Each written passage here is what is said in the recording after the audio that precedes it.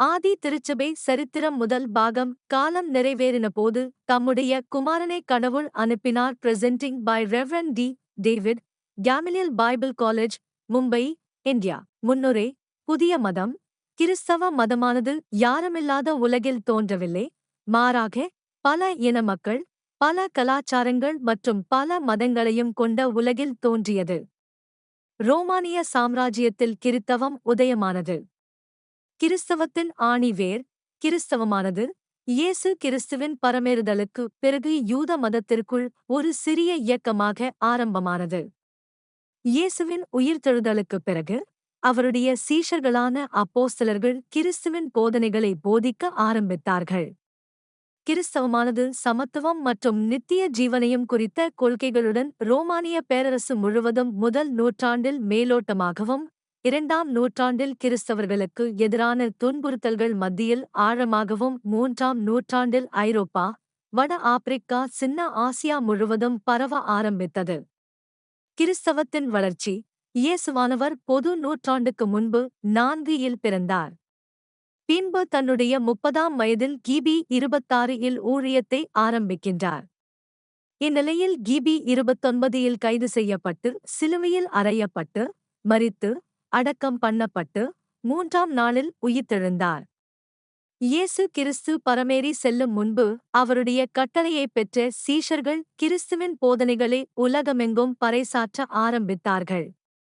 கிறிஸ்துவை ஏற்றுக்கொண்டவர்கள் ஆங்காங்கே அவர்களுடைய வீடுகளில் கூடி வந்து ஆராதிக்க ஆரம்பித்தார்கள். இதனால் திருச்சபைகள் உருவாக ஆரம்பித்தன. இந்நிலையில் வேகமாக பரவிய கிறிஸ்தவம் ரோம அரசுக்கு எதிரியாக மாறக்கூடும் என்று கருதிய அரசாங்கம் கிறிஸ்தவத்தை அழிக்க துன்புறுத்தல்களை கொடுக்க ஆரம்பித்தது. இது சுமார் 250 ஆண்டுகளாக நீடித்தது. இந்நிலையில் கிபி 312 இல் வானத்தில் தான் கண்ட தரிசனத்தைக் கண்ட ரோமானிய பேரரசர் கான்ஸ்டன்டைன் கிறிஸ்தவர்களுக்கு ஆதரவாளராக மாறி கிறிஸ்தவர்களுக்கு எதிரான ரோம அரசாங்கத்தின் துன்புறுத்துதலை நிறுத்துகிறார். காலங்கள் செல்ல செல்ல கிபி 382 இல் கிறிஸ்தவமானது ரோமானிய பேரரசின் அதிகாரப்பூர்வ மதமாக அறிவிக்கப்பட்டது. ஆனால் கிபி 476 இல் ஜெர்மானிய பழங்குடியினர் ரோமானிய பேரரசை தோற்கடித்ததால் மேற்கத்திய ரோம பேரரசு வீழ்ச்சி அடைந்தது.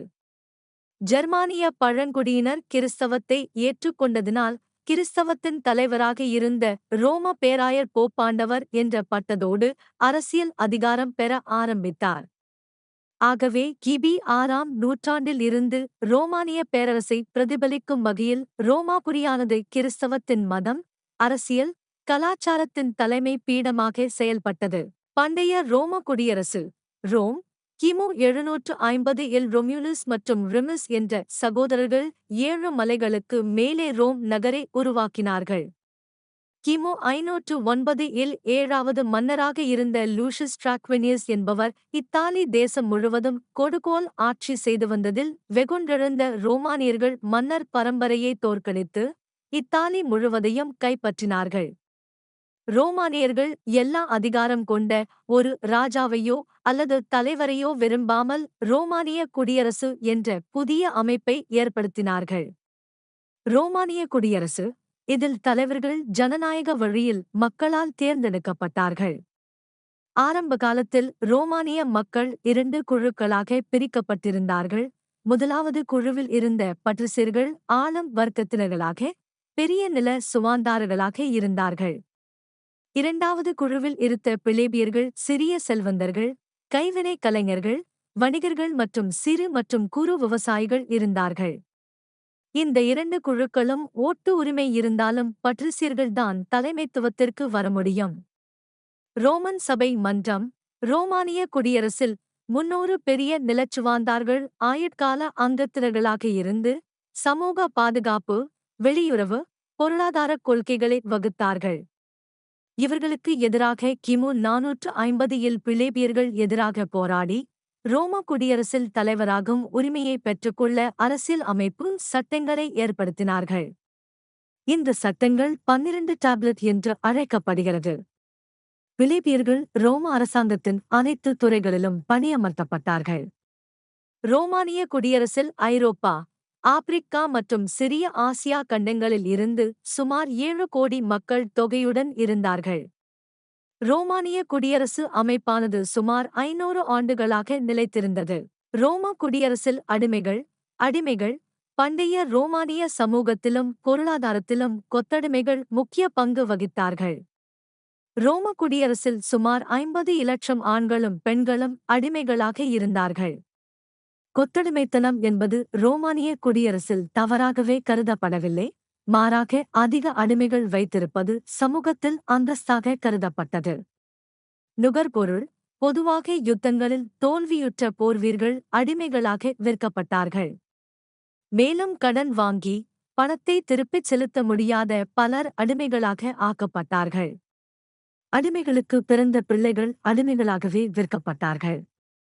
ரோமானிய சமூகத்தில் அடிமைகள் வியாபாரம் இருந்து வந்தது. மொத்த விற்பனையாளர்கள் மூலமாக கொண்டுவரப்படும் அடிமைகள் பொது இடங்களில் வைத்து ஏலம மூலமாக விற்கப்பட்டார்கள். அடிமைகள் சந்தைகளில் விற்பனை செய்வதற்காக விலங்கிட்டு அழைத்துச் செல்லப்பட்டார்கள். ஏலத்தின் போது அடிமைகளை விளம்பரப்படுத்த அவர்களுடைய கழுத்தில் நற்பண்புகளும் விலைப்பட்டியலும் இரும்பு வளையத்தில் மாட்டப்பட்டிருக்கும். பாதுகாப்பு இல்லை. ரோமானிய சட்டத்தின் கீழ் அடிமைகள் எல்லோரும் அவர்களுடைய எஜமான்களுக்கு சொத்துக்களாக கருதப்பட்டார்கள். அடிமைகளுக்கு என்று எந்த ஒரு சட்ட உரிமையும் கிடையாது. அடிமைகள் எல்லோரும் சமூகத்தில் ஆடு மாடு போன்ற விலங்கினங்களாகத்தான் பார்க்கப்பட்டார்களே தவிர மனிதர்களாக பார்க்கப்படவில்லை. அடிமைகள் எல்லோரும் தங்கள் எஜமான்களுக்கு வீடுகளிலும் விவசாயம் செய்வதிலும் சுரங்கங்களை தோண்டவும் இராணுவத்திலும் தொழிற்சாலைகளிலும் கட்டுமானத்திலும் மற்றும் பலதரப்பட்ட வேலைகளிலும் பணியமர்த்தப்பட்டார்கள். துரோகம் செய்கிற அடிமைகளை பொது இடங்களில் வைத்து கடுமையாக தாக்கி மற்ற அடிமைகளுக்கு பயத்தை ஏற்படுத்தினார்கள். அடிமைகளை தண்டிக்க உடல் ரீதியான தண்டனைகளும் சித்திரவதைகளும் பாலியல் சித்திரவதைகளும் மற்றும் மரண தண்டனைகளும் கொடுக்கப்பட்டன. பண்டைய ரோமானிய குடியரசு முதல் மூவர் கூட்டணி கிமு 60 முதல் 53 வரை.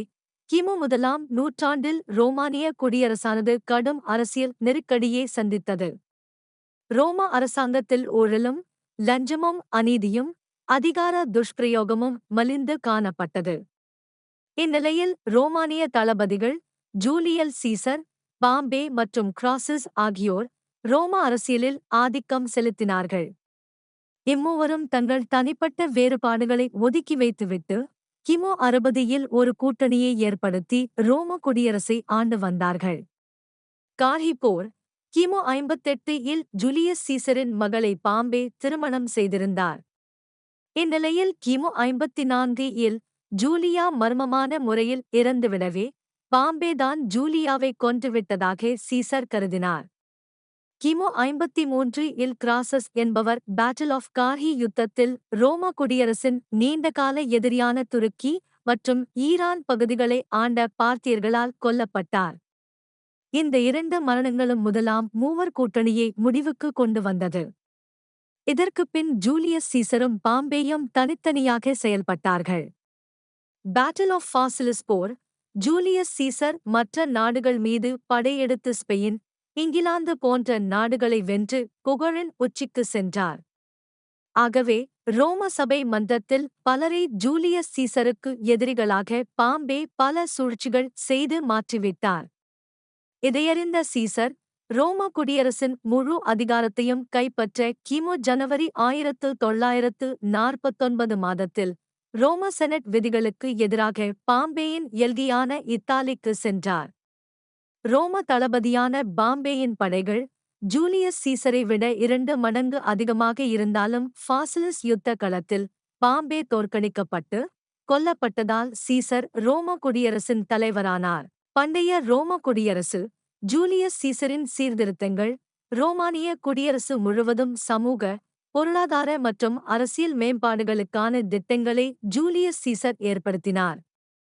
பொருளாதாரத்தை அதிகரிக்க நாணயங்களை வெளியிட்டு கடல் வழி வர்த்தகத்திற்காக பல துறைமுகங்களை கட்டினார்.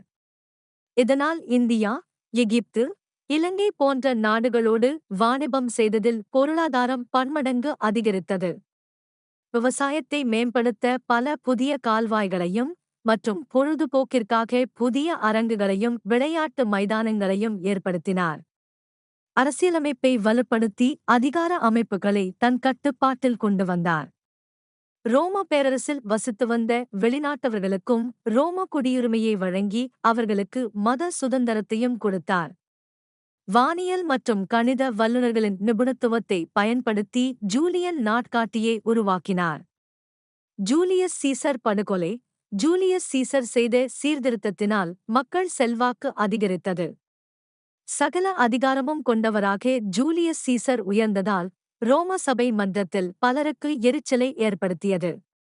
ஏனெனில் ஜூலியஸ் சீசர் ரோம செனட் அமைப்பை கலைத்து விடுவார் என்றும் இதனால் தங்களுடைய அதிகாரங்கள் பறிக்கப்படும் என்று கருதினார்கள். ஆகவே சீசரின் பழைய எதிரிகள் சீசரின் சில ஆதரவாளர்களுடன் சேர்ந்து சதி திட்டம் தீட்டினார்கள். இந்நிலையில் கிமு 44ஆம் ஆண்டு மார்ச் 15 அன்று ரோம தளபதி புருட்டஸ் தலைமையில் பல ரோம செனட் உறுப்பினர்கள் சேர்ந்து தாங்கள் மறைத்து வைத்திருந்த கத்தியால் 23 முறை குத்தி ஜூலியஸ் சீசரை படுகொலை செய்தார்கள். சீசர் படுகொலை செய்யப்பட்டதைத் தொடர்ந்து ரோம குடியரசில் உள்நாட்டு கலவரமும் வன்முறையும் ஏற்பட்டு நூற்றுக்கணக்கானோர் கொல்லப்பட்டார்கள். இதனால் ரோம குடியரசை ஸ்தம்பித்து போய்விட்டது. பண்டைய ரோம குடியரசு நியூமா புருட்டஸ் அல்லது யூடு புரூட்டஸ். மார்கஸ் புருட்டஸ் ஒரு காலத்தில் ரோம தளபதி பாம்பேயின் படை தளபதியாக இருந்தார். ஆனால் ஒரு போரில் கைது செய்யப்பட்ட புருட்டஸை மன்னித்து தன் நண்பனாக ஆக்கிக் கொண்டு ரோம செனட் சபையின் உறுப்பினராகவும் ஜூலியஸ் வைத்துக் கொண்டார். இந்நிலையில் கிமு 44 இல் மார்ச் 15 அன்று நடைபெற இருந்த ரோமானிய செனட் கூட்டத்திற்கு ஜூலியஸ் சீசர் சென்றார். அப்போது காசியஸ் என்ற செனட் உறுப்பினர் சீசர் கழுத்தில் அணிந்திருந்த சால்வையை பிடித்து கீழே இழுத்தார். உடனே சதிகாரர்கள் தாங்கள் மறைத்து வைத்திருந்த கத்திகள் மூலமாக ஜூலியஸ் சீசரை 23 முறை குத்தினார்கள். சீசர் கடுமையாக போராடிக் கொண்டிருந்தபோது இன்னொருவர் மறைத்திருந்து சீசரை குத்தியதில் அவர் நிலைகுலைந்து போனார். ஆயினும் தன்னுடைய முழு பலத்தை பயன்படுத்தி எழுந்தபோது சீசர் அதிர்ச்சியில் உறைந்து போனார். அது அவருடைய நண்பரும் வலதுகரமுக இருந்த புருட்டஸ் ஆவார். அப்போது ஜூலியஸ் சீசர் உரத்த குரலில் புருட்டஸிடம் கிரேக்க மொழியில் கே யூடு புரூட்டஸ் நீயுமா என் குழந்தை என்று கூறி தரையில் வீழ்ந்தார். இதுதான் ஜூலியஸ் சீசர் கூறிய கடைசி வார்த்தையாகும். யூடு புரூட்டஸ் என்ற வார்த்தையானது வில்லியம் ஷேக்ஸ்பியரின் நாடகத்தால் உலகமெங்கும் பிரபலமாகிவிட்டது. இரண்டாவது மூவர் கூட்டணி. ஜூலியஸ் சீசரின் படுகொலையினால் சீசரின் நண்பரும் உடன் தளபதியுமாய் இருந்த மார்கஸ் ஆண்டனி ரோம குடியரசின் தற்காலிக பொறுப்பாளராக நியமிக்கப்பட்டார். பின்னர் கிமு 43 இல் ஜூலியஸ் சீசரின் உயில்படி ரோம தளபதியாக இருந்த அவருடைய சகோதரியின் மகன் ஆக்டேவியன்ஸ், மார்கஸ் ஆண்டனி மற்றும் எமிலியஸ் லெப்பிடஸ் சேர்ந்து ரோம குடியரசில் இரண்டாவது மூவர் கூட்டணியை ஏற்படுத்தினார்கள். இவர்கள் ஜூலியஸ் சீசரின் படுகொலைக்கு ஆதரவாக இருந்த புரூடஸ் மற்றும் காசியஸ் உட்பட 130 ரோம செனட் உறுப்பினர்களை தூக்கிலிட்டார்கள். கிளியோபாட்ரா மற்றும் 7ஆம் பிலோபட்டர். எகிப்தின் கிளியோபாட்ரா. கிளியோபாட்ரா கிமு 69 இல் பிறந்தாள். இவளுடைய தந்தை 12ஆம் தோலமி கிமு 51 இல் எகிப்தில் மக்கதோனியா ஆட்சியாளராக இருந்து இறந்தபோது கிளியோபாட்ரா தனது 13 வயது சகோதரன் 13ஆம் தோலமி உடன் சேர்ந்து ஆட்சி செய்து வந்தாள். எகிப்திய அரசவை கலாச்சார மரபுபடி இருவரும் ஒருவரையொருவர் திருமணம் செய்து கொண்டார்கள். கிளியோபட்ரா தன்னை எகிப்திய தெய்வமான ஈசிஸ் அவதாரம் என்று அறிவித்துக் கொண்டதால் எகிப்திய தேவதை என்றும் அழைக்கப்பட்டாள். கிளியோபட்ரா குணாதிசயம்.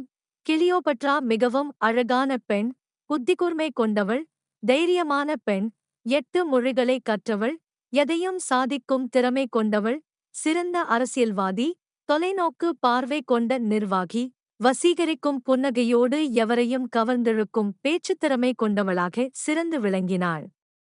இவள் உள்நாட்டுப் போரினால் திவாலான எகிப்திய பொருளாதாரத்தை மீட்டெடுத்து பொருளாதார செழிப்பையும் அமைதியையும் கொண்டு வந்து உலகத்தின் மிகப்பெரிய செல்வந்தர் என்ற நிலைக்கு உயர்ந்தாள்.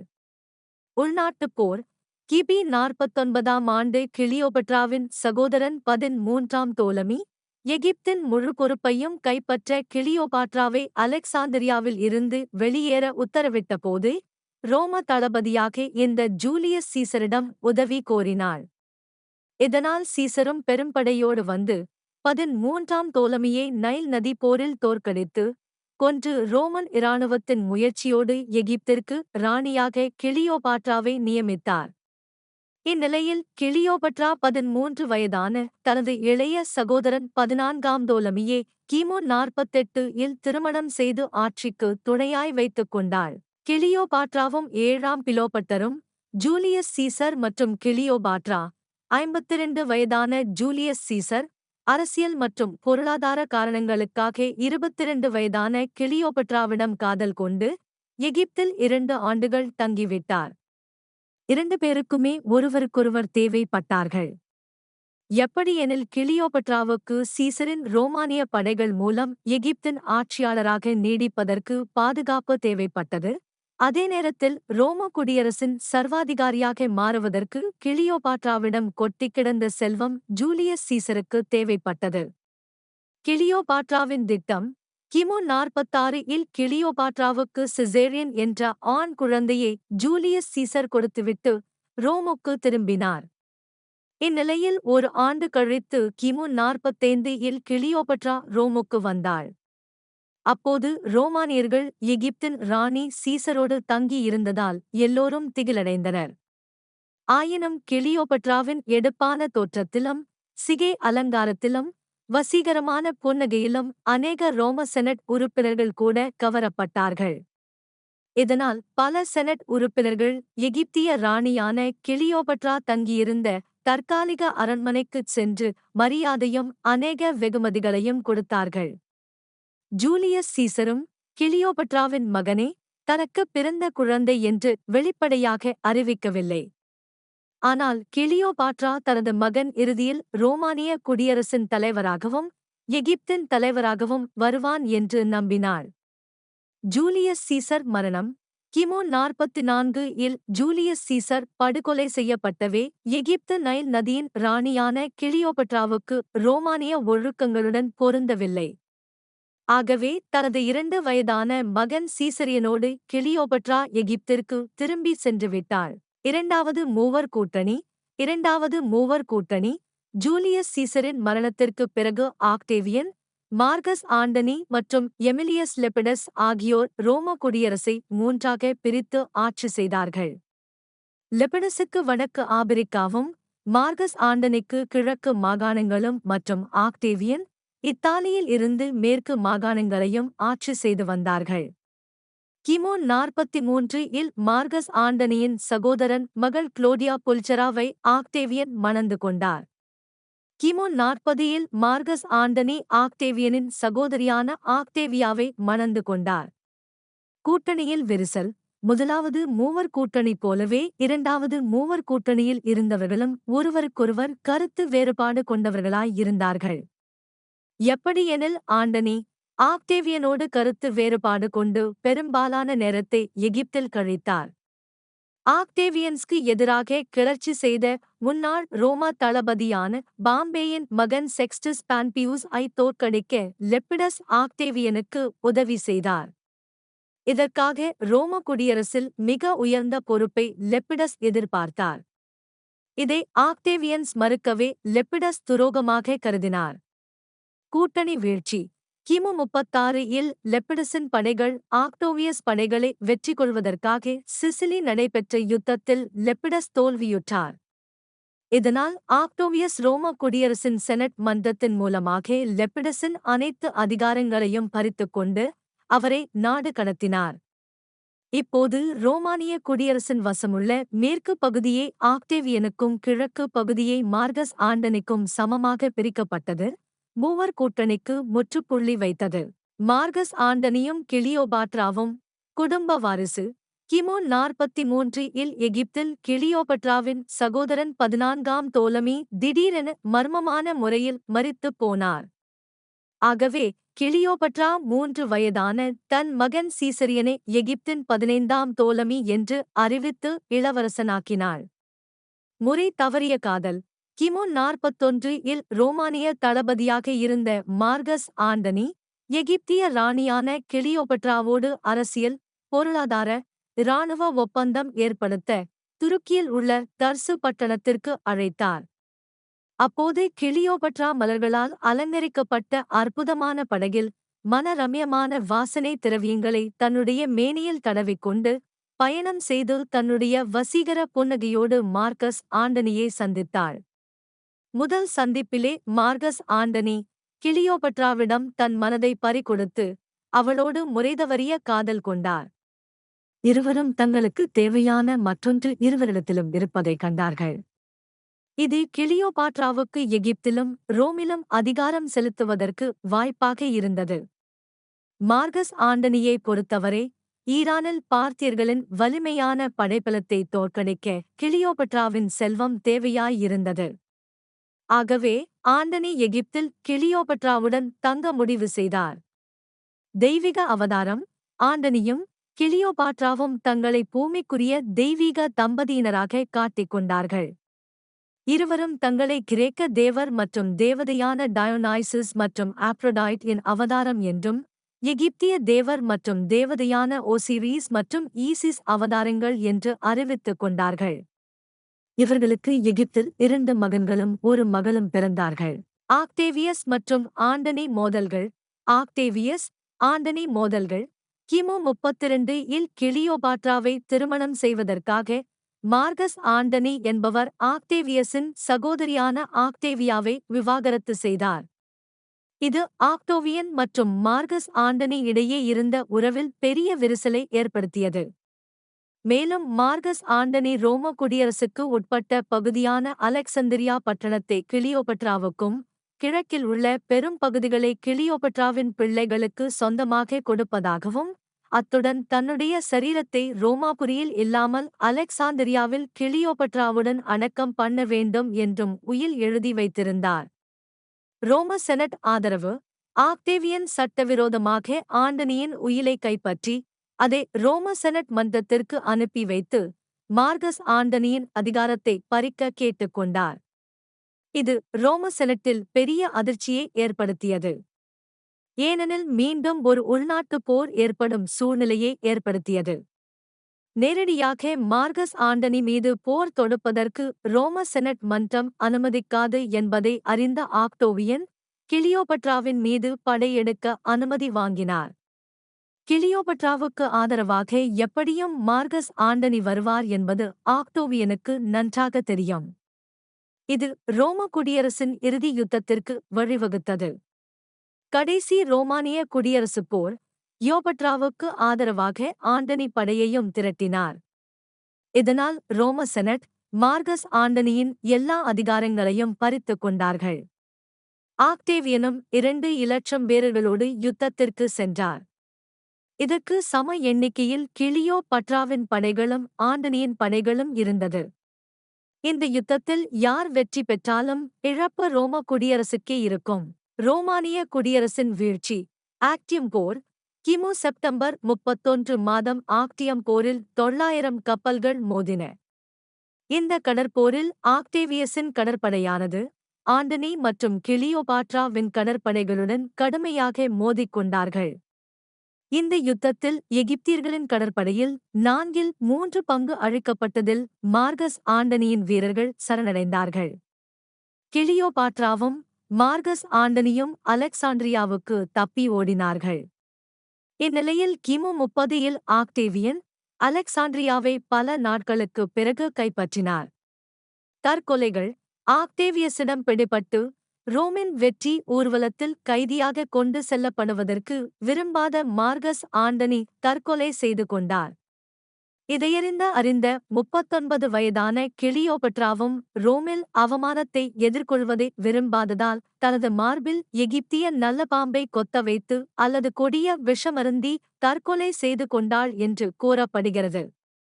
17 வயதான கிளியோபட்ராவின் மகன் சீசரியன் வேறு நாட்டிற்கு தப்பிச் செல்லும் வழியில் ஆக்டேவியஸ் உத்தரவுப்படி கொல்லப்பட்டார். பராமரிப்பு. மார்கஸ் ஆண்டனி மூலமாக கிளியோபட்ராவிற்கு பிறந்த 3 பிள்ளைகளையும் ஆக்டோவியனின் சகோதரியும் மார்கஸ் ஆண்டனியின் முன்னாள் மனைவியுமான ஆக்டேவியா ரோமுக்கு கொண்டு சென்று பராமரித்தாள். கிளியோபாட்ராவின் மரணத்துடன் எகிப்து ரோம பேரரசின் ஒரு பகுதியாக மாறியது. வீழ்ச்சியும் எழுச்சியும். மார்கஸ் ஆண்டனியின் மரணம் ஆக்டேவியனை ரோமின் பேரரசராக மாறுவதற்கான கடைசி தடையையும் நீக்கியது. சுமார் 500 ஆண்டுகளாக ஆதிக்கம் செலுத்திய ரோமானிய குடியரசு கிமு 27 இல் வீழ்ச்சி அடைந்து அகஸ்டஸ் தலைமையில் ரோம பேரரசாக மாறியது.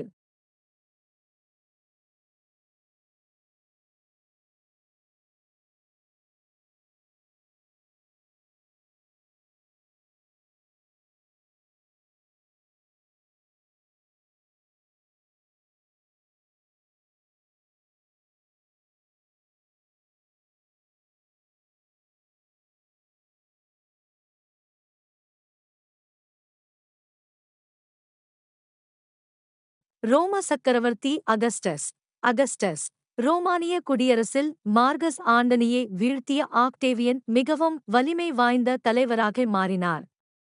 இவர் சுமார் 100 ஆண்டு காலமாக நடந்து வந்த உள்நாட்டுப் போரினால் அரசியல் ஸ்திரத்தன்மை இல்லாமல் இருந்ததை முடிவுக்கு கொண்டு வந்ததார்.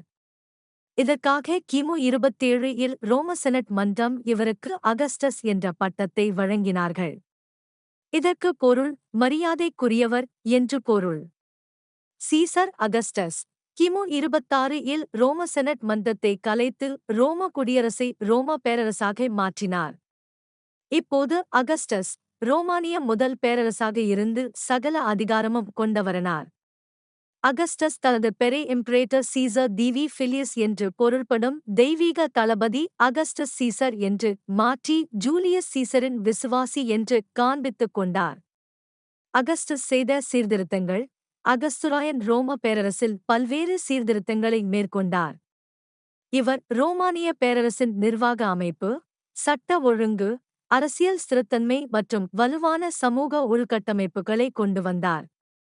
கட்டுக்கோப்பான இராணுவத்தை ஏற்படுத்தி ரோம பேரரசின் பாதுகாப்பை பலப்படுத்தி ஊடுருவல்காரர்களை வெகுவாக கட்டுப்படுத்தினார். ரோம பேரரசில் இலத்தீன் மொழி, கலைகள், இலக்கியங்கள் மற்றும் தத்துவ அறிஞர்களை ஊக்குவித்தார். ரோமானிய பாரம்பரிய தேவர்கள் மற்றும் தேவதைகளுக்கு கோவில்களை கட்டி விலங்குகளை பலியிட்டு ரோமானிய மத சடங்குகளையும் ஊக்குவித்தார். அகஸ்துராயன் தன்னை ரோமின் தலைமை மதகுருவாக அறிவித்து ரோமானிய மதத்திற்கு தலைமை அமைப்பை ஏற்படுத்தினார். ரோம பேரரசில் மத சகிப்புதன்மைக்கு இலக்கணமாக ரோம பேரரசு விளங்கியது. இவருடைய போர்க்கால ஆட்சியில் பாக்ஸ் ரோமானா அல்லது ரோம அமைதி உலக அளவில் பிரசித்தி பெற்றதாக விளங்கியது. ரோமானிய அமைதி பாக்ஸ் ரோமானா இது உலக அளவில் ரோம பேரரசின் போர்க்கால ஆட்சியை குறிக்கும் லத்தீன் சொல் ஆகும். கிமு 27 இல் அகஸ்துராயன் மூலம் ஆரம்பிக்கப்பட்ட பாக்ஸ் ரோமானா அல்லது ரோம அமைதியானது கிபி 180 வரை ஆட்சி செய்த மார்கஸ் ஒரேலியஸ் காலம் வரை நீடித்தது. அகஸ்த ராயனுக்கு முன்பு வரை ரோம குடியரசு நூற்றுக்கணக்கான பிரதேசங்களாகவும் தனித்தனி ராஜ்யங்களாகவும் பிரிந்து கிடந்தது. ஆனால் இவற்றை அகஸ்துராயன் ஒன்றாக இணைக்கப்பட்டது. ரோமானிய சமாதானம் என்பது யுத்தமின்மையே குறிப்பிடுவதற்காக கூறப்படவில்லை, மாறாக அனைத்து எதிரிகளும் வீழ்த்தப்பட்டு எதிர்க்கும் திறனை இழந்த அரிய சூழ்நிலை ஆகும். ரோமானிய அமைதிக்கு சிறந்த நிர்வாகத் திறனும் திறமையான இராணுவமும் அடித்தளம் அமைத்தது. ரோம பேரரசில் நீதித்துறை, சட்டமன்றம், சொத்து உரிமை, தொழிலாளர் கட்டுப்பாடு மற்றும் ஆக்கப்பூர்வமான கண்டுபிடிப்புகள் மூலம் உலக வல்லரசாக திகழ்ந்தது.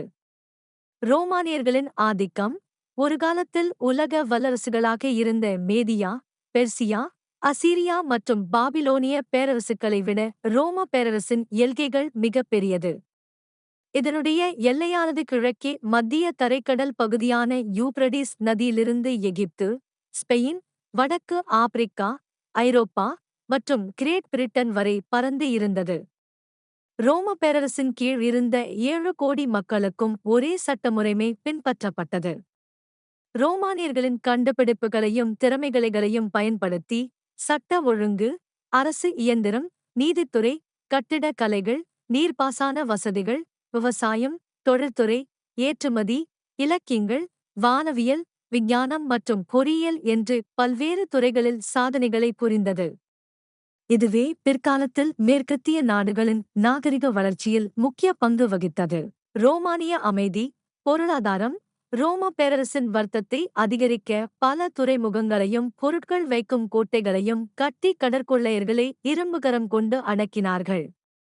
இதனால் மசாலா பொருட்கள், பருத்தி, பட்டு, நவரத்தின கற்கள், தந்தம், தங்கம், தானியங்கள், கனிமப் பொருட்கள் உலகமெங்கும் ஏற்றுமதி செய்யப்பட்டதால் ரோம பேரரசானது பொருளாதாரத்தில் தன்னிறைவு பெற்றது. சாலைகள் மற்றும் போக்குவரத்து. ரோமானியர்கள் கான்கிரீட் செய்யும் தொழில்நுட்பங்களை கண்டுபிடித்ததினால் அதைக் கொண்டு எல்லா நகரங்களையும் இணைக்க 50,000 மைல் நீளத்திற்கு சாலைகள் போடப்பட்டது. இது துரித போக்குவரத்திற்கும், வியாபாரத்திற்கும், தகவல் தொடர்புக்கும், இராணுவ துருப்புகள் செல்வதற்கும் வசதியாக இருந்தது. வேளாண்மை. விவசாயத்தை மேம்படுத்த பெரிய பெரிய தானிய சேமிப்பு கட்டிடங்களையும், நீர்ப்பாசன வசதிக்கு என்று பல குறுக்கு அணைகளையும் கட்டி, தரிசு நிலங்களை பண்படுத்தியதால் விவசாயம் செழித்தது. குடிநீர் வசதிக்காக ஆறுகளையும், ஏரிகளையும், குளங்களையும், நதிகளையும் இணைத்தார்கள். இராணுவ மேம்பாடு. ரோம பேரரசில் சட்ட ஒழுங்கு நிலைநாட்டவும், மக்கள் தைரியமாக சாலைகளில் பயணம் செய்யவும், நாட்டை பாதுகாக்க ஒரு லேகியோன் அல்லது 6,000 வீரர்களைக் கொண்ட 75 லேகியோன் அல்லது 4,50,000 படை வீரர்கள் இருந்தார்கள். ரோம நீதித்துறை. இதில் 5 கொள்கைகள் பின்பற்றப்பட்டன. 1. சட்டத்தின் கீழ் மக்கள் அனைவரும் சமம். 2. குற்றம் சாட்டப்பட்டவர்கள் குற்றச்சாட்டுகளை எதிர்கொண்டு வாதிடலாம். 3. சுதந்திரமான, நேர்மையான தீர்ப்புகள் கொடுக்கப்பட்டன. 4. ஒருவர் குற்றவாளி என்று அறிவிக்கப்படாத வரையில் அவர் நிரபராதி என்று அழைக்கப்பட்டார். 5. குற்றம் செய்தவர்களுக்கு கடுமையான தண்டனைகள் கொடுக்கப்பட்டது. ரோமானிய நீதித்துறையை பின்பற்றிதான் இன்று உலகம் முழுவதும் நீதித்துறையில் சிறந்து விளங்குகிறது. ரோமன் அமைதி. கலாச்சார முறைமைகள். கிரேக்க மற்றும் ரோமானிய கலாச்சாரங்களின் கலவையே கிரேக்க ரோமன் நாகரிகம் அல்லது கிரீக்கோ ரோமன் சிவிலைசேஷன் என்று அழைக்கப்படுகிறது. ரோம பேரரசில் கலைகள், சிற்பங்கள் மற்றும் ஓவியக்கலைகள் சிறந்து விளங்கின. ரோமானிய கலாச்சாரத்தில் கல்வி அறிவு அதிகரித்து அதிகமான மக்கள் படிக்கவும் எழுதவும் கற்றுக்கொண்டார்கள். குறிப்பாக ஆண்களுக்கு நிகராக பெண்கள் நடத்தப்பட்டார்கள். பெண்கள் கல்விக்கு முக்கியத்துவம் கொடுக்கப்பட்டது. பெண்களுக்கு சொத்துக்களில் சம கொடுக்கப்பட்டது. இலக்கியம். பிஎக்ஸ் ரோமன் காலகட்டத்தில் ரோம பேரரசு முழுவதும் அநேக நூலகங்கள் கட்டப்பட்டன. எல்லா நகரங்களிலும் கிராமங்களிலும் நூலகங்கள் அமைக்கப்பட்டன. இதனால் அதிகமான கிரேக்க, ரோமானிய எழுத்தாளர்கள், கலைஞர்கள் தோன்ற ஆரம்பித்தார்கள். கிரேக்க மொழி உலகளாவிய மொழியாக இருந்தது. ரோம எழுத்தாளர்களும் கிரேக்க எழுத்தாளர்களும் கிரேக்க, இலத்தீன் மொழிகளில் சிறந்த இலக்கியம், கவிதை, நாடகம், தத்துவங்களில் பெரிய பங்களிப்பு கொடுத்தார்கள். தொழில்நுட்ப முன்னேற்றம். பண்டைய ரோமின் மிகச்சிறந்த கண்டுபிடிப்புகளில் சில ரோமன் எண்கள், முதல் செய்தித்தாள், அறுவை சிகிச்சை கருவிகள், நவீன வடிகால் முறைமைகள், குளிர்சாதன பெட்டிகள், கான்கிரீட் மூலம் கட்டட அமைப்புகளை உருவாக்க வளைவுகள், ஜூலியன் நாட்காட்டி, அஞ்சல் சேவை, பெரிய சதுக்கங்கள், தள அமைப்பு வளைவுகள், நவீன போர் தளவாடங்கள் போன்றவற்றில் சிறந்து விளங்கினார்கள். இன்றைய மேற்கத்திய நாடுகளின் பொருளாதார, அரசியல் மற்றும் கலாச்சாரத்தின் முன்னோடி ரோம பேரரசு விளங்கியது. எதிர்பாராத விதமாக அகஸ்துராயனால் ஆரம்பிக்கப்பட்ட பிஎக்ஸ் ரோமானா அல்லது ரோம அமைதி கிறிஸ்தவத்தை ரோம பேரரசு முழுவதும் பரவுவதற்கு காரணமாக இருந்தது.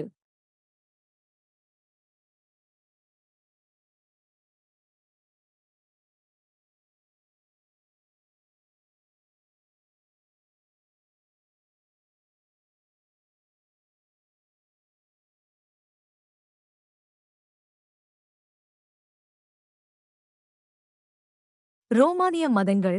ரோமானிய மதம். பண்டைய ரோமானியர்கள் இயற்கையை வணங்கினார்கள், ஆனால் பிற்காலத்தில் கிரேக்க மத தேவர்களையும் தேவதைகளையும் வணங்க ஆரம்பித்தார்கள். ரோமானிய மதம் பல தெய்வங்கள் வழிபாட்டை சார்ந்தது. ரோமானிய மதமானது 12 ஒலிம்பஸ் தேவர்களையும் தேவதைகளையும் அடிப்படையாகக் கொண்டவை.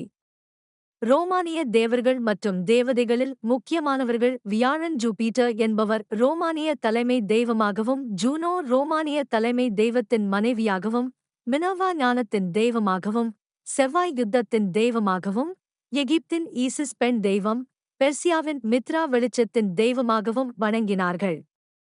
மேலும் ஜூலியஸ் சீசர் முதல் பல பேரரசர்கள் தெய்வங்களாக வணங்கப்பட்டு வந்தார்கள். மத சகிப்புத்தன்மை. ரோம பேரரசில் மத சுதந்திரம் இருந்ததினால் பல மதங்கள் இருந்தன.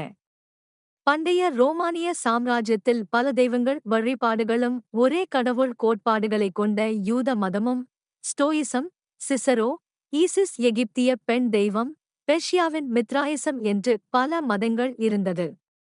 ரோமானிய அமைதி முறைமையின்படி, ரோம பேரரசின் கட்டுப்பாட்டில் இருக்கும் மக்கள், ரோம பேரரசிற்கு விசுவாசமாக இருக்கும் மக்கள் எல்லோரும் அவரவர் விரும்புகிற தெய்வங்களை வணங்க அனுமதிக்கப்பட்டார்கள். பொது மக்களுக்கு ரோம கலாச்சாரத்தையோ அல்லது மதத்தையோ பின்பற்ற நிர்பந்தங்கள் கொடுக்கப்படவில்லை. மேலும் பிற மத மக்கள் ரோம அரசாங்கத்தில் பணிபுரியவும் அனுமதிக்கப்பட்டார்கள். இதனால் ரோம பேரரசில் மத சகிப்புத்தன்மை அதிகமாக இருந்தது. ரோமானிய தேவர்கள், தேவதைகள், ஒலிம்பியஸ் தெய்வங்கள். இன்று நம்மைப் பொறுத்தவரை ஒலிம்பியஸ் தெய்வங்களின் கதைகள் சுவாரஸ்யமான புராணங்களாக இருக்கின்றன. ஆனால் பண்டைய கிரேக்கர்கள் மற்றும் ரோமானியர்களைப் பொறுத்தவரை இந்த தெய்வங்கள் அவர்களின் மதம் மற்றும் கலாச்சார நம்பிக்கைக்கு ஆதாரமாக இருந்தது. ரோமானிய கிரேக்க ஒலிம்பஸின் 12 தெய்வங்கள். 1. ஜூஸ் அல்லது வியாழன். இவர் வானத்திற்கும் மின்னலுக்கும் உரிய தெய்வம். இவர்தான் பண்டைய ரோம கிரேக்க தெய்வங்களில் பெரியவராக வணங்கப்பட்டார். பண்டைய ரோமில் நடைபெற்ற ஒலிம்பிக் விளையாட்டுப் போட்டிகள் யாவும் ஜியஸ் தெய்வத்தின் நினைவாக நடத்தப்பட்டது. 2. பொசைடன் அல்லது நேப்டியூன். இவர் கடல்களின் தெய்வமாக வணங்கப்பட்டார்.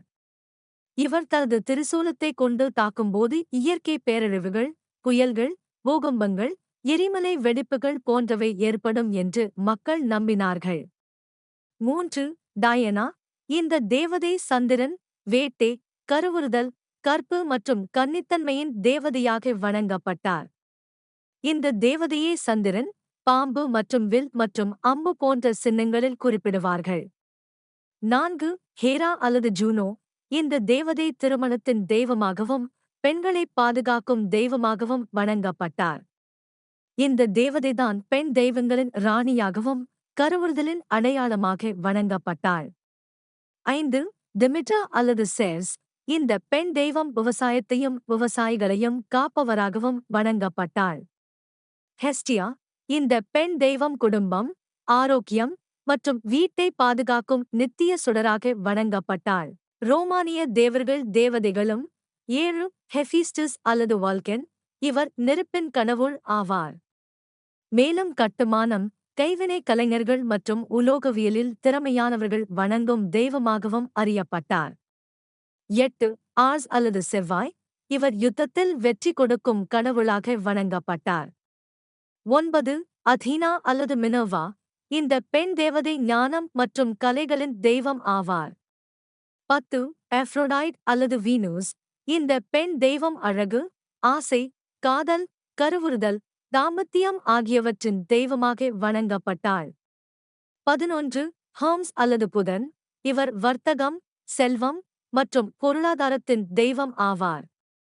மேலும் தங்க இறக்கைகள் கொண்டவராக தெய்வங்களுக்கும் மனிதர்களுக்கும் இடையிலான தூதராகவும் அறியப்பட்டார். 12. அப்போலோ. இவர் மருத்துவம், ஒளி, இசை மற்றும் வடிவியலின் தெய்வம் ஆவார். பிற ரோமானிய தேவர்கள் மற்றும் தேவதைகள். சனி அல்லது சாட்டர்ன். இவர் காலத்தின் தெய்வம். பாக்கிஸ்.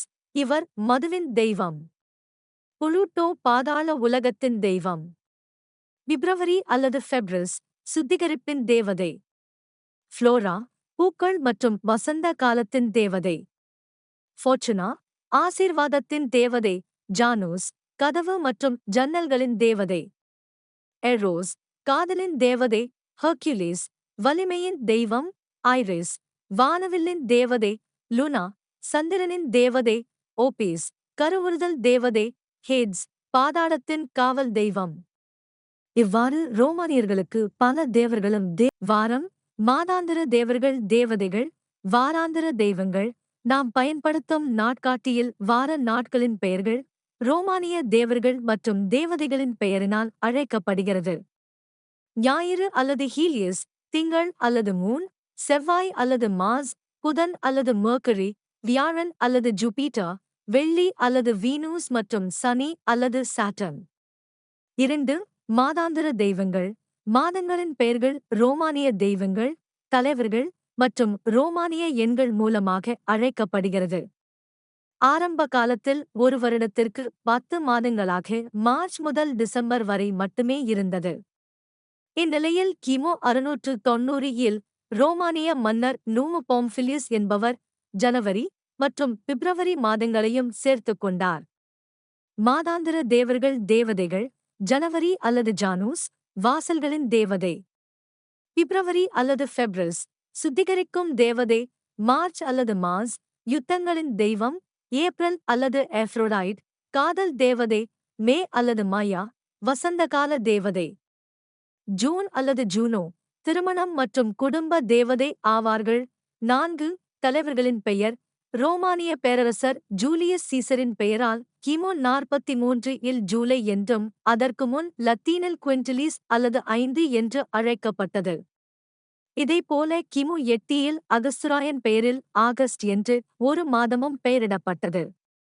இதற்கு முன் லத்தீனில் செக்ஸ்டிலியா அல்லது 6 என்று அழைக்கப்பட்டது. 5. எண்கள். செப்டம்பர்.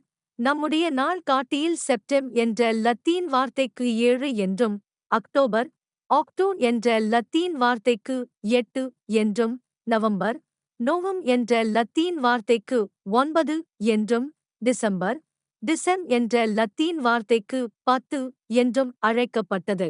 யூதர்களின் மேசியா எதிர்பார்ப்பு. ரோமானிய பேரரசின் கீழ் யூதர்கள்.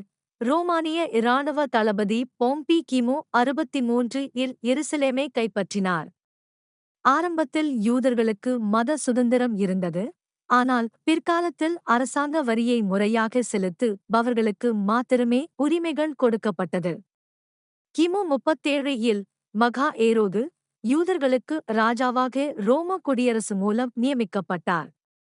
இவர் மூலமாக யூதர்களின் மத சுதந்திரத்திற்கு கட்டுப்பாடுகள் விதிக்கப்பட்டு அதை மீறுகிறவர்களுக்கு தண்டனைகளும் கொடுக்கப்பட்டது. ரோம குடிமக்கள் தங்கள் விசுவாசத்தை வெளிப்படுத்த ரோமானிய பேரரசர்களை வணங்கிவிட்டு பிற தெய்வங்களை வணங்கலாம் என்று சட்டங்கள் பிறப்பிக்கப்பட்டன. யூதர்கள் யெகோவா கடவுளை மட்டும் வணங்கியதால் ரோம பேரரசர்களை கடவுள்களாக ஏற்றுக்கொள்ளவில்லை.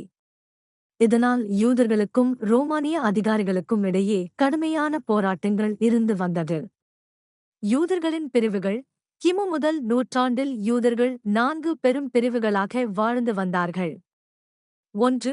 சதுசேயர்கள், ரோமானியர்களுடன் ஒத்துழைத்தனர். 2. பரிசேயர்கள், யூதர்களின் தேசிய அடையாளத்தை பாதுகாக்க யூதமத சட்டங்களை கடுமையாக பின்பற்றும்படி வலியுறுத்தினர். 3. செலோத்தியர்கள், ரோம ஆட்சியின் கீழ் வாழ விரும்பவில்லை. மேலும் யூதேயாவை ரோம கட்டுப்பாட்டிலிருந்து விடுவிக்க போராட ஆரம்பித்தார்கள். 4. எசேனியர்கள், ஆசாரிய வகுப்பை சேர்ந்த இவர்கள் ரோமானிய கட்டுப்பாட்டிலிருந்து யூதர்களை விடுவிக்க மேசியாவாகிய கடவுள் சீக்கிரமாக பூமிக்கு வந்துவிடுவார் என்று ஆவலோடு எதிர்பார்த்து காத்திருந்தார்கள். மேசியாவானவர் ஒளியின் பிள்ளைகளை மீட்பதற்காக இருளின் பிள்ளைகள் சங்கரிப்பார் என்ற வேதவசனங்களின் நிறைவேறுதலுக்காக ஆவலோடு காத்திருந்தார்கள். உபாகமம் 18 வசனம் 15, சங்கீதம் 2 வசனங்கள் 2 மற்றும் 8, சங்கீதம் 72 வசனங்கள் 1 முதல் 4 வரை, எசேக்கியேல் 37 வசனங்கள் 24 முதல் 27 வரை, செப்பனியா 1 வசனங்கள் 14 மற்றும் 15. காலம் நிறைவேறினபோது மேசியாவின் பிறப்பு. மேசியா பிறப்பின் சரித்திரமானது தீர்க்கதரிசனம், ஆயத்தப்படுதல், ஊக்குவிக்கப்படுதல் மற்றும் அற்புதங்களின் நிகழ்வாகும். ஆதாம் மற்றும் ஏவாளின் மீறுதலினால் கடவுளோடு அறுந்து போன உறவை புதுப்பிக்க இரட்சகர் இந்த உலகத்திற்கு அனுப்பப்படுவார் என்று தீர்க்க தரிசனம் உரைக்கப்பட்டது. ஆதியாகமம் 3 வசனம் 15. மகா ஏரோது கிமு 37 இல் ரோமா பேரரசர் அகஸ்டஸ் மூலம் யூதர்களுக்கு ராஜாவாக பெரிய ஏரோது நியமிக்கப்பட்டதை அறிந்த யூதர்கள் மிகவும் ஆதங்கப்பட்டார்கள். ஏனெனில் தாவீதின் சந்ததியில் இருந்து வரும் மேசியாவுக்காக யூதர்கள் ஆவலுடன் காத்திருந்தார்கள். உபாகமம் 17 வசனம் 15. கடவுளின் தூதர் எருசலேமுக்கு வடக்கே சுமார் 90 மைல் தொலைவில் பிற இனத்தவர்கள் அதிகம் வாழ்ந்து வந்த கலிலேயா மாகாணத்தின் மலைப்பாங்கான நாசரேத் என்ற கிராமத்தில் யூத கன்னிப்பெண் மரியாளுக்கு தாவீதின் வழித்தோன்றலான யோசேப்போடு திருமணம் நிச்சயிக்கப்பட்டிருந்தது. மத்தேயு 4 வசனம் 15. இந்நிலையில் இறைத்தூதர் காபிரியேல் மரியாளுக்கு தரிசனமாகி, பரிசுத்த ஆவியானவரால் நீ கர்ப்பவதியாகி ஒரு குமாரனைப் பெறுவாய் என்றும் அவரே வாக்குறுதியளிக்கப்பட்ட மேசியா என்று கூறினார். லூக்கா 1 வசனங்கள் 26 முதல் 38 வரை மற்றும் 54, 55. இதற்கு மரியாள்தான் ஒரு கன்னிப்பெண் எனவும் புருஷனை அறியவில்லை என்று கூறியபோது கடவுளால் எல்லாம் கூடும் என்று கூறவே, மரியாள்தான் ஆண்டவருக்கு அடிமை என்று கூறியதால் பரிசுத்த ஆவியானவரால் இயற்கைக்கு அப்பாற்பட்ட முறையில் கருத்தரித்தாள். ஏசாயா 7 வசனம் 14, மத்தேயு 1 வசனம் 18, லூக்கா 1 வசனங்கள் 26 முதல் 38. காபிரியேல் தூதன் மூலமாக மரியாளின் உறவினரான எலிசபெத்து முதல் வயதில் கர்ப்பம் தரித்ததை அறிந்து எலிசபெத் வீட்டிற்குச் சென்று வாழ்த்தி தான் சந்தித்த காரியங்களையும் மரியாள் அறிவித்து 3 மாத காலம் தங்கியிருந்து தன் வீட்டிற்கு திரும்பி வந்தாள். லூக்கா 1 வசனங்கள் 39 முதல் -56 வரை. காலம் நிறைவேறினபோது மரியாளின் தெய்வீக கர்ப்பத்திற்கு யோசேப்பின் சாட்சி. மரியாள் எலிசபெத்தை சந்தித்து மேசியாவை தன் வயிற்றில் சுமக்கும் பாக்கியத்திற்காக கடவுளுக்கு நன்றி செலுத்தி பின்னர் நாசரேத்துக்கு திரும்பி வந்த சில நாட்களுக்குள் மரியாள் கர்ப்பவதியானதை அறிந்த யோசேப்பு மிகவும் வேதனைப்பட்டு அவளை இரகசியமாக தள்ளிவிட முடிவு செய்தபோது கடவுளால் அனுப்பப்பட்ட காபிரியேல் தூதர் வெளிப்பட்டு மரியாளின் தெய்வீக கர்ப்பத்தின் காரியங்களை எடுத்துரைத்து, பிறக்கப்போகிற குழந்தைதான் நீண்ட காலமாக எதிர்பார்க்கப்பட்ட மேசியா என்று எடுத்துரைத்ததால் யோசேப்பு மரியாளை சேர்த்துக் கொண்டார். மத்தேயு 1 வசனங்கள் 18 முதல் 24 வரை, லூக்கா 2 வசனங்கள் 46 முதல் 56 வரை. ரோமா குடியுரிமை கணக்கெடுப்பு. ரோமா பேரரசர் அகஸ்துராயன் நிர்வாக வசதிக்காகவும் வரி விதிப்பிற்காகவும் குடியுரிமை திட்டத்தை அறிவித்து ரோமா பேரரசிலுள்ள எல்லோரும் அவரவர் ஊர்களுக்குச் சென்று குடியுரிமையை பதிவு செய்ய கட்டளையிட்டார். அகஸ்துராயன் பிறப்பதற்கு சுமார் 600 ஆண்டுகளுக்கு முன்னமே மேசியாவின் பிறப்பை பற்றி கூறப்பட்ட தீர்க்கதரிசனம் இவ்வாறு நிறைவேறியது. மீகா 5 வசனம் 2. யோசேப்பும் மரியாளும் 90 மைல் தொலைவில் இருந்த யோசேப்பின் சொந்த ஊரான பெத்லகேமுக்கு பிரயாணப்பட்டார்கள். லூக்கா 2 வசனம் 1 மற்றும் 2. மேசியாவின் பிறப்பு. யோசேப்பும் மரியாளும் 3 நாள் பிரயாணமாய் பெத்லகேம் வந்து கொண்டு இருக்கும்போது திடீரென மரியாளுக்கு பிரசவலி ஏற்பட்டதால் பாதுகாப்பான சத்திரத்தை தேடி அலைந்து திரிந்து தங்குவதற்கு சரியான இடம் கிடைக்காததினால் அங்கிருந்த மாட்டுத் தொழுவத்தில் சற்று மறைவை ஏற்படுத்தி பிரசவத்திற்காக காத்திருந்தார்கள். இப்போது மேசியாவை வரவேற்க தேவதூதர்கள் மரியாளை சூழ நின்று ஆவலாய் காத்திருந்தபோது மேசியா மனித உருவில் குழந்தையாய் பூமியில் வெளிப்பட்டார். லூக்கா 2 வசனங்கள் 6 மற்றும் 7. காலம் நிறைவேறினபோது ஆண்டவன் ஆண்டியானார். மேசியா பிரசவிக்கப்பட்டவுடன் தொப்புள் கொடி அறுக்கப்பட்டு சுத்தமாவதற்கு தண்ணீரால் குளிப்பாட்டப்பட்டு பின்னர் நோய் தொற்றிலிருந்து பாதுகாக்க உப்பால் சுத்திகரிக்கப்பட்டு துணிகளால் சுற்றி வைக்கோலினால் செய்யப்பட்ட முன்னணியிலே கிடத்தினார்கள். எசேக்கியேல் 16 வசனம் 4, லூக்கா 2 வசனங்கள் 6 மற்றும் 7. இப்படியாக ஆண்டவன் ஆண்டியானார். பிலிப்பபியர் 2 வசனங்கள் 6 மற்றும் 7. தாவீதின் நட்சத்திரம். மேசியா பிறந்த அன்றிரவு மேசியாவின் பிறப்பை உலகிலுள்ள பிற இனத்தாருக்கும் அறிவிக்கும்படி ஒரு அற்புதமான புதிய நட்சத்திரம் வானில் தோன்றியது.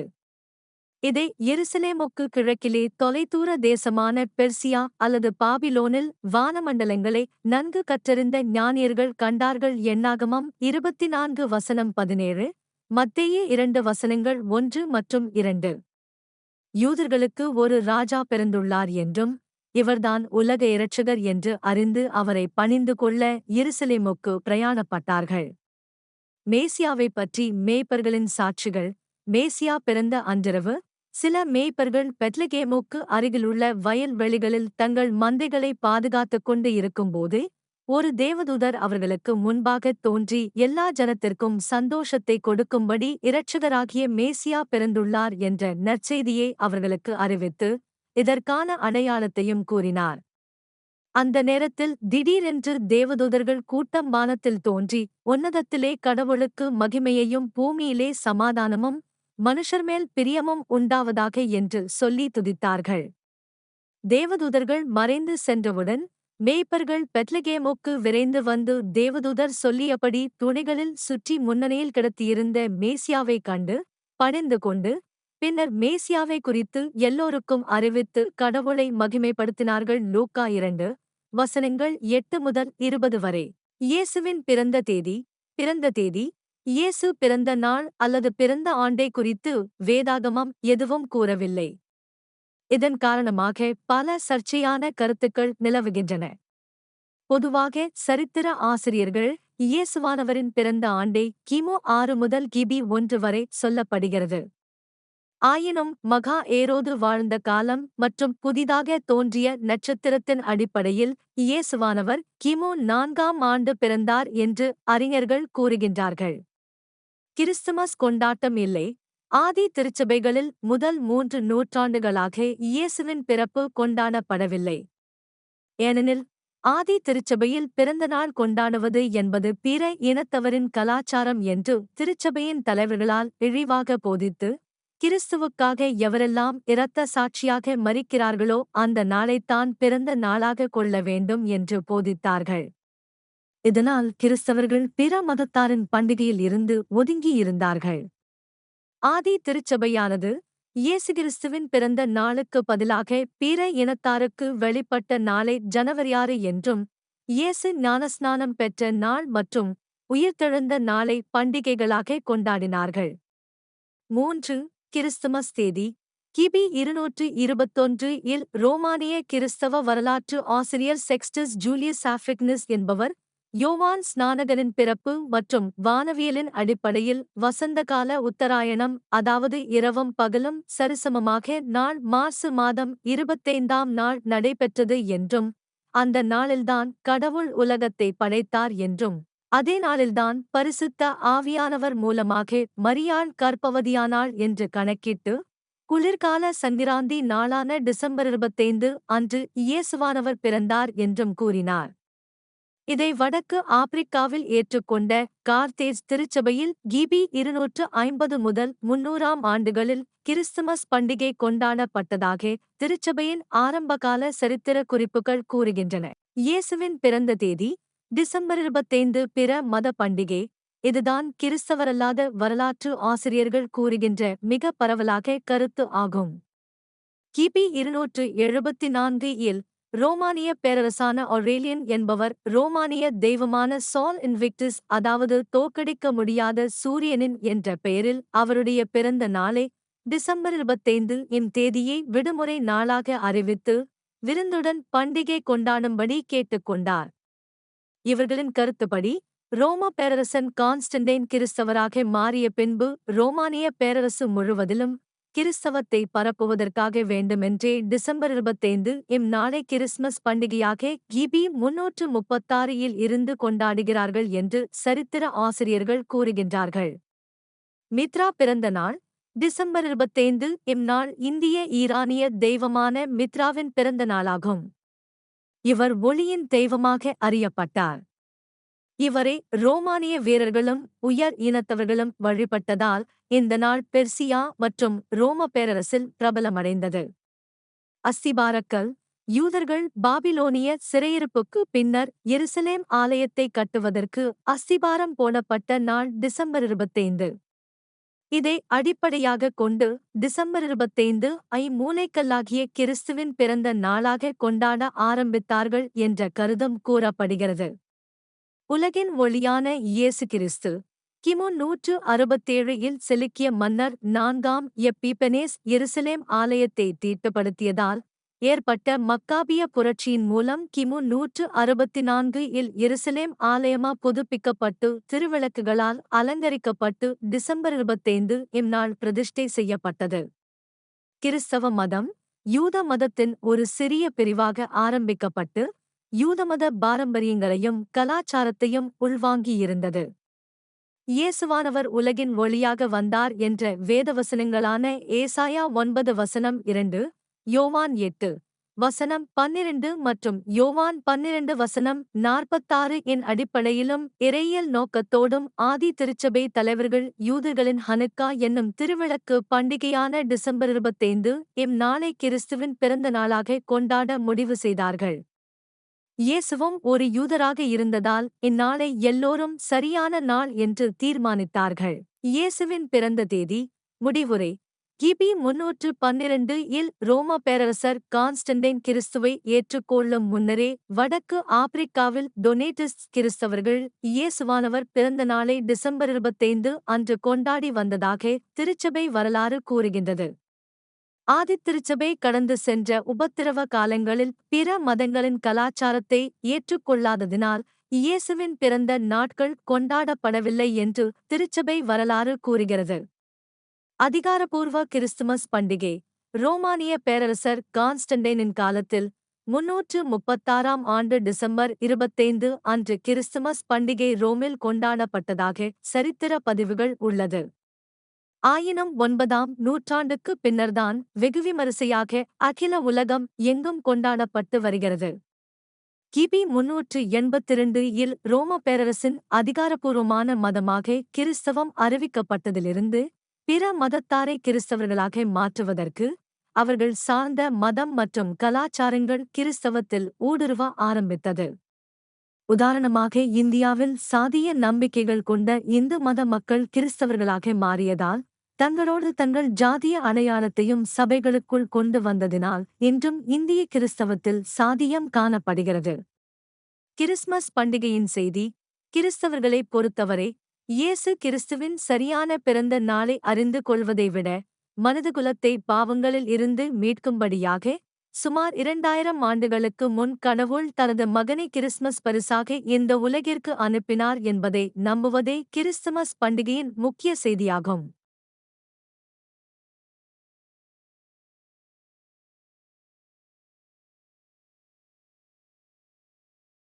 அண்டவியலில் கிறிஸ்தவ அடையாளங்கள். சூரிய கடவுள் யெகோவா. பண்டைய பழங்குடி இஸ்ரவேல் கலாச்சாரத்தில் யெகோவா கடவுள் சூரியனுடன் அடையாளப்படுத்தப்பட்டார். யாத்ராகமம் 3:1 முதல் 6 வரை. 5 ஆகம இறையியல் போதனைப்படி யெகோவா கடவுளைத் தவிர படைப்புகளை வணங்குவது விக்கிரக வழிபாடு என்று பலமுறை கூறப்பட்டாலும் வேதாகமத்தின் பல்வேறு காலகட்டத்தில் பழங்குடி இஸ்ரவேல் மக்கள் சூரியனை யெகோவா கடவுளாக வழிபட்ட சம்பவங்கள் விவரிக்கப்பட்டுள்ளது. யோபு 9:7, யோபு 38:32, உபாகமம் 4:9, உபாகமம் 17:2 மற்றும் 3, 2 இராஜாக்கள் 23:5, சங்கீதம் 84:11, எசேக்கியேல் 8:16. இவர்கள் வாழ்க்கை முறையில் காணப்பட்ட விக்கிரக ஆராதனை முறைமை பிற மதத்தவரிடம் இருந்து கற்றுக்கொண்டார்கள் என்று கூற முடியாது என்று தொல்பொருள் ஆராய்ச்சிகளும் விளக்குவது குறிப்பிடத்தக்கது. இயேசுவும் சூரியனும். இயேசு கிறிஸ்துவை சூரியனோடு தொடர்புபடுத்தி சில கோட்பாடுகள் பண்டைய காலங்களில் ஆதித் திருச்சபையில் இருந்தது. சூரியனை மையமாகக் கொண்டு 12 ஜோதிட நட்சத்திரங்களும் மற்றும் 12 கிரேக்க கடவுள்களும் செயல்படுகின்றார்கள் என்று கிரேக்க மக்கள் நம்பிக்கொண்டு இருந்தார்கள். கிரேக்க மக்கள் கிறிஸ்துவை ஏற்றுக்கொண்டு கிறிஸ்தவர்களான போதிலும் கிரேக்க ஜோதிட நம்பிக்கைகளை கிறிஸ்துவுக்கு கொடுத்தார்கள். 2. சூரிய கடவுள் இயேசு. ஆதி திருச்சபை தலைவர்கள் பலர் பிதாவாகிய யெகோவா கடவுளைப் போலவே அவருடைய குமாரனாகிய இயேசுவையும் சூரியனுடன் தொடர்புபடுத்தி இயேசுதான் உண்மையான நீதியின் சூரியன் என்று வேதவசனங்கள் மூலம் போதித்தார்கள். மல்கியா 4:2, மத் 17:2, லூக்கா 1:78, யோவான் 1:9, யோவான் 8:12, வெளிப்படுத்தின விசேஷம் 1:16, வெளிப்படுத்தின விசேஷம் 22:16. கிபி 382 இல் ரோமானிய பேரரசின் அதிகாரப்பூர்வமான மதமாக கிறிஸ்தவம் அறிவிக்கப்பட்ட பின்னர் சூரிய கடவுளை வணங்கிக் கொண்டு பிற மதத்தவர்கள் இயேசுவிடம் சூரியனுக்குரிய குணாதிசயமும் காணப்பட்டதால் சீக்கிரமாகவே இயேசுவை ஏற்றுக்கொண்டார்கள். இயேசுவானவர் சூரிய கடவுள் என்பது சரித்திரபூர்வமான இயேசுவை குறிப்பதற்காக அல்ல, மாறாக சூரியனோடு அடையாளப்படுத்தப்பட்ட நிலையையும் மற்றும் ஏனைய தெய்வீக தன்மைகளையும் அண்டவியலின் அடையாளங்களோடு உருவகப்படுத்தியே பார்க்கப்பட்டது. பண்டைய சூரிய கடவுள்கள் சால் இன்விக்டஸ் அல்லது தோற்கடிக்க முடியாத சூரியன், ரோமா பேரரசர் எலாகபிலஸ் ஆட்சியில் அறிமுகம் செய்யப்பட்ட சிரியா தேசத்து சூரிய கடவுள் எர்ஹிபோல் வழிபாட்டு முறை குறுகிய காலமே நிலைத்து நின்றது. ஆனால் கிபி டிசம்பர் 274-25 அன்று ரோம பேரரசர் ஒரலியன் என்பவர் சால் இன்விக்டஸ் அல்லது தோற்கடிக்க முடியாத சூரியன் என்ற ரோமானிய சூரிய கடவுள்தான் ரோம பேரரசின் ஏகாதிபத்திய வலிமைக்கு காரணம் என்று தீவிரமாக பிரச்சாரம் மேற்கொண்டு அந்நாளை விடுமுறையோடு கோலாகலமாக பண்டிகை கொண்டாட உத்தரவிட்டார். ரோமானிய கவிஞர்களும் எழுத்தாளர்களும் இந்த சூரிய கடவுளை கிரேக்க சூரிய கடவுளான ஹீலியோசுடன் ஒப்பிட்டு எழுதினார்கள். தெய்வங்களை மகிழ்வித்தல், ரோமானிய தேவர்களையும் தேவதைகளையும் மகிழ்ச்சிப்படுத்துவதற்காக பண்டிகைகளையும் விடுமுறை நாட்களையும் நியமித்தார்கள். அப்படியே அவர்களின் தெய்வங்களுக்கு சடங்குகளையும் சம்பிரதாயங்களையும் செய்யும்போது அமைதி, செழிப்பு, பாதுகாப்பு கிடைப்பதாக நம்பினார்கள். கலாச்சார உள்வாங்குதல். கிபி 382 இல் கிறிஸ்தவம் ரோமானிய பேரரசின் அதிகாரப்பூர்வ மதமாக அறிவிக்கப்பட்ட பின்னர் கிபி 5ஆம் நூற்றாண்டு முதல் பல்வேறு சூரிய கடவுளர்களான பெர்ஷியாவின் மித்ரா, எகிப்தின் ஹோரிஸ், ரோமானியர்களின் சால் இன்விக்ஷஸ், கிரேக்கர்களின் அப்போலோ மற்றும் சிரியாவின் எர்ஹிபோல் போன்ற சூரிய கடவுளர்கள் இயேசுவோடு இணைத்து பார்க்கப்பட்டது. இயேசுவானவர்தான் நீதியின் சூரியன் என்றும் உண்மையான சூரிய கடவுள் என்றும் ஆதி திருத்தந்தையர்கள் போதித்தார்கள். ஆகவேதான சில புதிய ஏற்பாடு புத்தகங்கள், ஆரம்பகால திருச்சபை தலைவர்களின் புத்தகங்கள், கிறிஸ்தவ ஓவியங்கள் மற்றும் சிற்பங்களில் இயேசுவை சூரியனாக சித்தரிக்கப்பட்டிருப்பதை காண முடிகிறது. கிறிஸ்தவத்தில் கலாச்சார உள்வாங்குதல். கிறிஸ்தவத்தில் பிற மத கலாச்சாரம். கிபி 380 இல் கிறிஸ்தவ மதமானது ரோம பேரரசின் அதிகாரப்பூர்வ மதமாக அறிவிக்கப்பட்டபோது கிறிஸ்தவத்தில் நுழைந்த பழக்க வழக்கங்கள், விடுமுறைகள், கோட்பாடுகள் யாவும் வேதாமத்திலிருந்து வராமல் பிற மதங்களில் இருந்து பின்பற்றப்பட்டது. இதுவரை பல தெய்வங்களை வழிபட்டு வந்த மக்களே ஒரே கடவுளை நம்பும்படி செய்வது சற்று கடினமாகத்தான் இருக்கும்.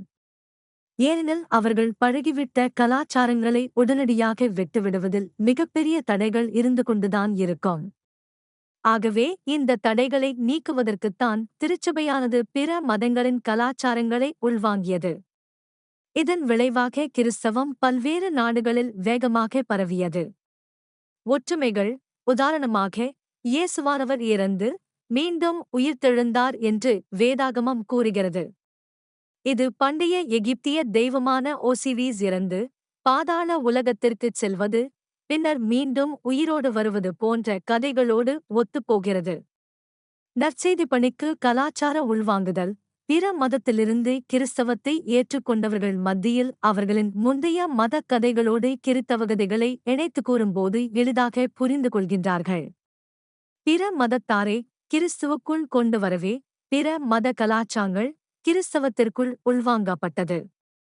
இது நற்செய்தி பணி அறிவிப்பதற்கு ஒரு சிறந்த முறையாகும். எந்த ஒரு மதமும் வளர்ச்சியடையும் போது பிறமத கலாச்சாரங்களை உள்வாங்கும் போது மிக வேகமாக வளர்ச்சியடையும். இதனால் ரோம கலாச்சாரம் கிறிஸ்தவ ஆராதனை முறைகளில் ஊடுருவ ஆரம்பித்தது. ஆகவேதான் இன்றும் ரோமானிய கலாச்சாரம் கிறிஸ்தவ வழிபாடுகளில் காண முடிகிறது. ஜூலியன் மற்றும் கிரகோரியன் நாட்காட்டிகள். ஜூலியன் நாட்காட்டி. இது கிமு 45 இல் ரோம பேரரசர் ஜூலியஸ் சீசரால் அறிமுகப்படுத்தப்பட்ட நாட்காட்டியானது கிபி 16ஆம் நூற்றாண்டு வரை ஐரோப்பா, வடக்கு ஆப்பிரிக்கா மற்றும் ஆசியாவில் பயன்படுத்தப்பட்டு வந்தது. கிபி 325 இல் கான்ஸ்டன்டைன் தலைமையில் நடைபெற்ற நிசேயா திருச்சபை மன்றத்தில் பூர்வீக உத்தராயணத்திற்கு அல்லது வேர்னல் எக்வினாக்ஸ்க்கு பிறகு வருகிற முதல் பௌர்ணமியை தொடர்ந்து வருகிற முதல் ஞாயிற்றுக்கிழமையில் அன்று ஈஸ்டர் பண்டிகை கொண்டாடப்பட வேண்டும் என்று கட்டளை பிறப்பித்தது. ஆனால் இது ஜூலியன் நாட்காட்டி கணக்கின்படி மார்ச் 21 இம் தேதிக்கு பதிலாக 11 என்று காண்பித்து 10 நாட்கள் முரண்பாடுகளை உண்டாக்கியது. இது சூரிய ஆண்டில் 11 நிமிடங்கள் 14 வினாடிகள் தவறாக கணக்கிட்டதால் 128 ஆண்டுகளுக்கு ஒரு நாள் பிழையை ஏற்படுத்தியது. கிரிகோரியன் நாட்காட்டி கிபி 1562 இல் ரோமன் கத்தோலிக்க ட்ரைடன் திருச்சபை மன்றத்தில் ஜூலியன் நாட்காட்டியில் உள்ள குறையை சரிசெய்ய போப்பாண்டவர் கேட்டுக்கொண்டார். 1582 ஆண்டில் போப்பாண்டவர் 13 கிரகோரி என்பவர் சீர்திருத்தப்பட்ட நாட்காட்டியை வெளியிட்டார். பின் நாட்களில் இவருடைய பெயராலே அழைக்கப்பட்டது. இதன்படி வசந்தகால உத்தராயணம் அதாவது வேர்னல் எக்வினாக்ஸ் காலத்தில் சூரியன் வடக்கு நோக்கி நகர்ந்து பூமத்திய ரேகையை கடக்கும்போது பகலும் இரவும் சம நேரத்தில் இருக்கும். இதை கணக்கில் கொண்டு 10 நாட்களை கழிக்கும்போது ஈஸ்டர் பண்டிகை சரியாக மார்ச் மாதம் 21ஆம் தேதி வந்தது. இதற்காக முக்கியமான கிறிஸ்தவ பண்டிகைகள் எதுவும் வராத அக்டோபர் மாதம் தேர்வு செய்யப்பட்டு 1582 ஆண்டு அக்டோபர் 4க்கு பின்னர் அக்டோபர் 15 என்று மாற்றி அமைக்கப்பட்டது. ரோமன் கத்தோலிக்க சபையால் உருவாக்கப்பட்ட இந்த நாள்காட்டியை ஆரம்பத்தில் சீர்திருத்த திருச்சபையினர் பின்பற்றவில்லை. பின்னர் 17ஆம் நூற்றாண்டில் இருந்து இவர்களும் அகில உலக திருச்சபையும் பின்பற்ற ஆரம்பித்தார்கள். இப்போது உலகத்தின் பெரும்பாலான நாடுகள் கிரகோரி நாட்காட்டியையே பின்பற்றுகிறார்கள் என்பது குறிப்பிடத்தக்கது. ஆண்டுகளை கணக்கிடுதல் இயேசுவின் பிறப்பை கொண்டு கிபி 525 இல் டயோனிசியஸ் எக்ஸிகஸ் என்ற ரோம கிறிஸ்த துறவியானவர் இயேசு பிறந்த ஆண்டு 1 என்று கணக்கிட்டார். ஆன்னோ டோமினி இந்த லத்தீன் வார்த்தையின் பொருள் இந்த இயர் ஆஃப் ஆர் லார்ட் அல்லது நம்முடைய ஆண்டவரின் ஆண்டு என்பதை சுருக்கமாக குறிக்க கிபி அதாவது கிறிஸ்துவுக்கு பின் அல்லது ஆஃப்டர் டெத் என்றும் கிறிஸ்துவுக்கு முன் உள்ள ஆண்டுகளை சுருக்கமாக கிமு அல்லது பிஃபோர் கிரைஸ்ட் என்று டியோனிசியஸ் அழைத்தார். கிபி 1க்கு முந்தைய ஆண்டு கிமு 1 என்று அழைக்கப்பட்டது. இவருடைய கணக்கீட்டில் 0 ஆண்டு கிடையாது. ஏனெனில் அப்பொழுது 0 கண்டுபிடிக்கப்படவில்லை. இந்நிலையில் கிபி 628 இல் இந்தியாவை சேர்ந்த கணித மேதை பிரம்மகுப்தா என்பவர் முதன்முறையாக 0ஐ கண்டுபிடித்தார். பிரபலம் ஆகுதல் கிபி 731 இல் டியோனிசியஸின் கணக்கீடுகளை நன்கு அறிந்த ஆஞ்சலோ சாக்சான் நாட்டை சேர்ந்த கிறிஸ்தவ வரலாற்று ஆசிரியர் பீட் என்பவர் எழுதிய உலக பிரசித்தி பெற்ற ecclesiastical history of the English people புத்தகத்தில் வருடங்களை கணக்கீடு செய்வதற்காக ஆஃப்டர் டெத் அல்லது கிபி மற்றும் பிஃபோர் கிரைஸ்ட் அல்லது கிமு என்று பயன்படுத்தியிருந்தார். 0 ஆண்டு பற்றி சரித்திர ஆசிரியரான பேடேவுக்கும் தெரியாது. ஐரோப்பாவில் இருந்த கிறிஸ்தவத்தின் செல்வாக்கினால் அறிவியல், தொழில்நுட்பம் மற்றும் வர்த்தகத்தில் இந்த கணக்கீட்டு முறைகள் பின்பற்றப்பட்டதால் உலகம் முழுவதும் கிபி மற்றும் கிமு முறைகள் பிரபலம் ஆகியது. பிஃபோர் காமன் ஏரா மற்றும் காமன் ஏரா முறைமை 19ஆம் நூற்றாண்டில் பல யூத அறிஞர்கள் இலத்தீன் மொழியில் ஏதி என்பது இந்த இயர் ஆஃப் ஆர் லார்ட் என்பதில் இயேசுவை கடவுள் என்று அழைப்பது யூத மதத்தில் தேவதூஷணம் என்று கருதி காமன் ஏரா அதாவது பொது சகாப்தம் மற்றும் பிஃபோர் காமன் ஏரா அல்லது பொதுவான சகாப்தத்தின் முன் என்ற முறையை அறிமுகம் செய்தார்கள். 20ஆம் நூற்றாண்டின் பிற்பகுதியில் மதச்சார்பின்மையை வலியுறுத்துவதற்காக பெரும்பாலான உலக நாடுகளும் கல்வி நிறுவனங்களும் கிமு மற்றும் கிபி என்ற முறைகளில் இருந்து பிஃபோர் காமன் ஏரா மற்றும் காமன் ஏரா முறையை பின்பற்ற ஆரம்பித்தார்கள். தமிழில் மட்டும் இன்றும் கிபி மற்றும் கிமு நடைமுறைகள் பயன்படுத்தப்பட்டு வருகிறது. இதுவும் மாறிப்போகும் நாட்கள் வெகு தொலைவில் இல்லை. ஏனெனில் மத்திய அரசாங்கள் புதிய கல்விக் கொள்கைகளை வகுத்துள்ளதில் கிபி மற்றும் கிமு முறைகள் மாற்றப்பட்டு பொதுவான சகாப்தத்தின் முன் மற்றும் பொது சகாப்தம் என்ற முறையில் வருடங்கள் கணக்கீடு செய்ய அறிவுறுத்தப்பட்டுள்ளது என்பது குறிப்பிடத்தக்கதாகும்.